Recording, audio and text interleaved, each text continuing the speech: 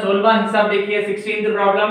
एक हिसाबी तसाउद के चौथे और 8वें रुक्न का मजमुआ 24 है।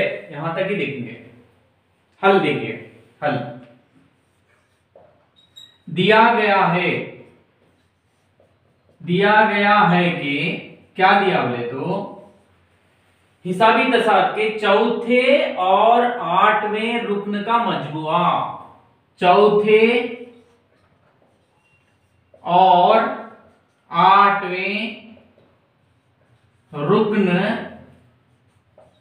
का मजमुआ 24 है। 24 है। इसका मतलब क्या है? चौथा हिसाबी तसाद का चौथा रुक्न तो A4, 8वें A8, इन दोनों का मजमुआ जमा करने के बाद जवाब क्या दिया? 24 दिया। बस इतना ही। एम्प्लाइज A4 का मतलब A प्लस 3D प्लस का plus A8 A plus 7D is equal to 24।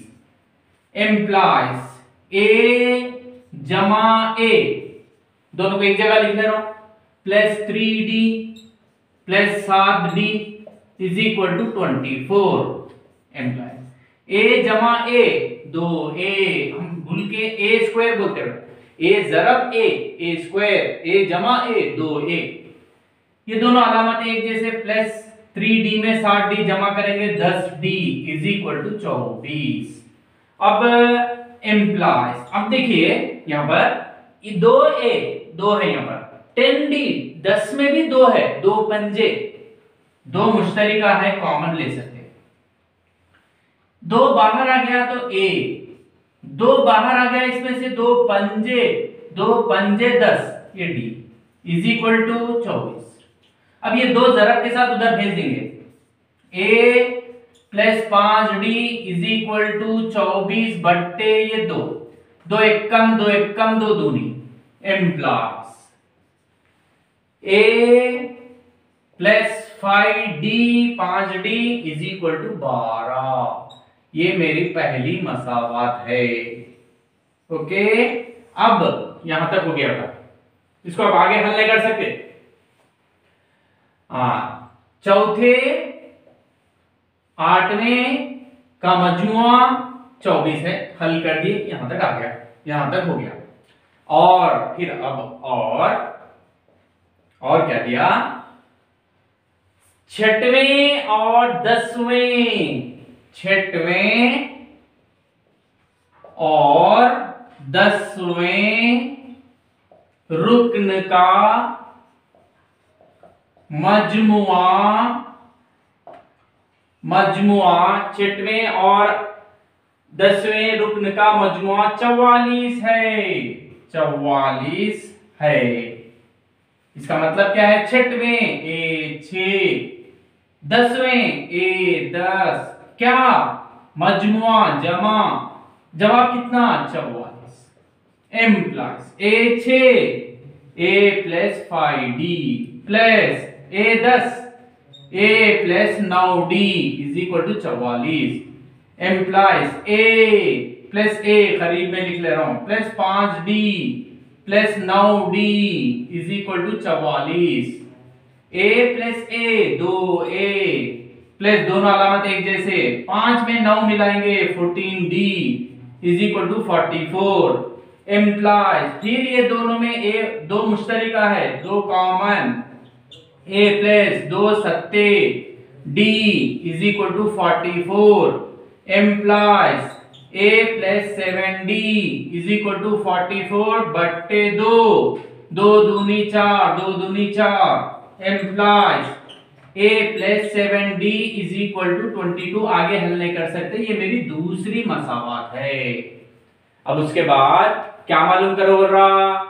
मजमा यहां तक हो गया। तब तसाउद के पहले 3 अरकान मालूम करना। 3 अरकान मतलब A1 A2 A3, मगर A1 में A रहता, A2 में A प्लस D, A और D मालूम होना जरूरी है। तो अब क्या करेंगे हम लोग? ये 2 मसावातों को हल कर लेंगे। पहली मसावात कहाँ है देखिए, फर्स्ट मसावत हमारे यहां पर है, ये दूसरी मसावत यहां पर है। ये दोनों को हल करना है, बोले तो हम लोग क्या करेंगे, ये बड़ा है ये छोटा है, दूसरी मसावत माइनस पहली मसावत। अब दूसरी मसावत में से पहली मसावत को निकालेंगे। दूसरी मसावत क्या है, a plus 7d is equal to 22। फिर a plus 5d is equal to 12। क्या कर रहे हैं, निकाल दे रहे। जब निकाल दे रहे बोले तो क्या करना है, यहां पर माइनस कर रहे, प्लस है माइनस, प्लस है माइनस, प्लस है माइनस, प्लस ए माइनस ए कैंसिल। 7d में से 5d निकाल दो, 2d इज इक्वल टू, बड़ा ये है प्लस नहीं लिखना, 22 में से 2 0 1 10 implies d is equal to 10 बटे 2, 2 एक कम 2 पंजे, implies d is equal to 5। d की कदर आ गए। अब क्या करेंगे, d की कदर को, d को पहली मसावत में दर्ज करने पर पहली मसावत क्या है हमारी, a plus 5d is equal to 12 implies a plus 5 into d 5 is equal to 12। फिर implies a plus into plus plus 5 पंजे 25 is equal to 12। Implies a is equal to 12 plus 25 उधर ले लेगा माइनस 25।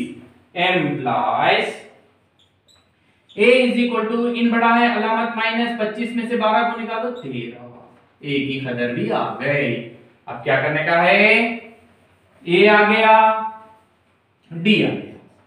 अब पहले तीन अरकान बोले तो a1। अब a1 is equal to a implies a1 is equal to a minus 13।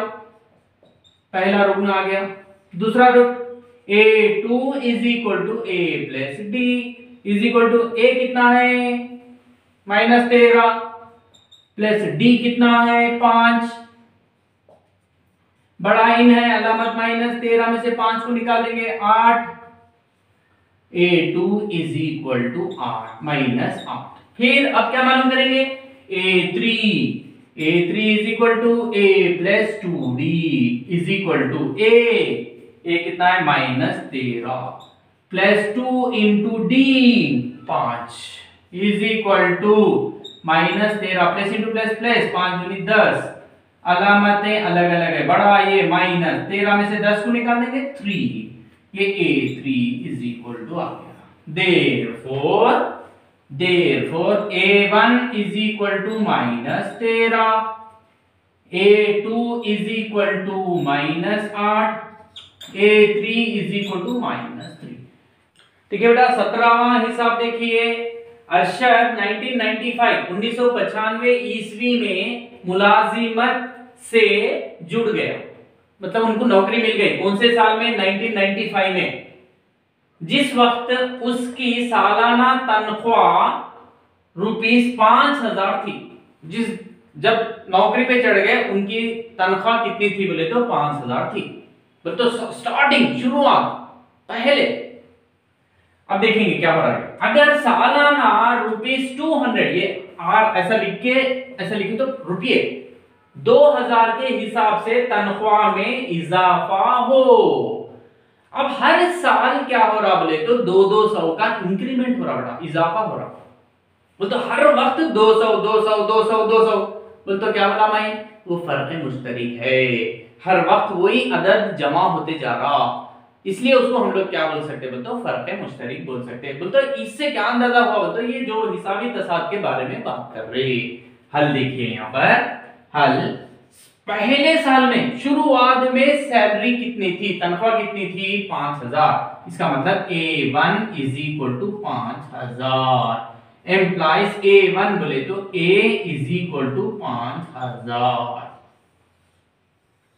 हर साल का इजाफा, हर साल का इजाफा क्या है, कितना है, इज इक्वल टू ₹200, 200 का इजाफा है।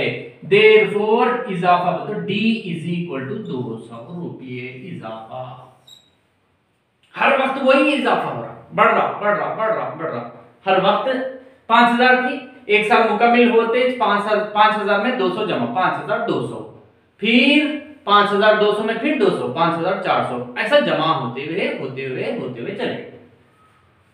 अगर सालाना ये हो गया हो, तब किस साल रशीद की तनख्वाह 7000 होगी? कौन से साल में रशीद की तनख्वाह 7000 होगी? हम लोग को नहीं मालूम। जब क्या करेंगे हम लोग, फर्ज करो के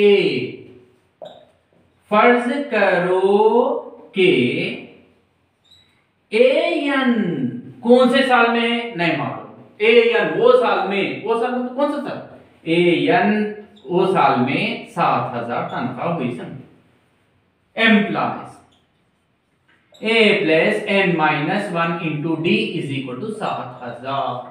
Implies A 5000 plus n minus 1 into D 200 is equal to 7000. Implies 5000 को उधर लेके जाएंगे, n minus 1 into 200 is equal to 7000 minus 5000. Implies n minus 1 into 200 is equal to 2000। 7000 में से 5000 निकाल दिया, n minus 1 is equal to 2000 बट्टे 200। 200 एकम 200 एकम, ये सिफर 200 सिफर। Implies n minus 1 is equal to 10। Implies n is equal to 10 minus 1 को उधर लेके जाएंगे plus 1। Implies n is equal to 11। तो क्या कर रहा, किस साल रशीद की तनख्वाह 7000 होगी? बोले तो देयरफॉर 11वें साल में रशीद की तनख्वाह 7000 रुपये होगी। देखिए बेटा, हम लोग 7000 11वें साल बोल के आया। पहले साल में फर्स्ट ईयर में 5000 तनख्वाह थी बेटा, दूसरे साल में 5200, 200 का इजाफा हुआ ना, तीसरे साल में 5400, चौथे साल में 5600, पांचवें साल में 5800, छठवें साल में 6000, सातवें साल में 6200, आठवें साल में 6400, नौवें साल में 6600, 10वें साल में 6800, 11वें साल में 7000। देखिए 11वें साल में समझ में आया, तो पहले साल में उतनी थी, वहां से कौन से साल में उनकी तनख्वाह 7000 होगी? तो 11वें साल में उनकी तनख्वाह, 11वें साल में रशीद की तनख्वाह 7000 होगी।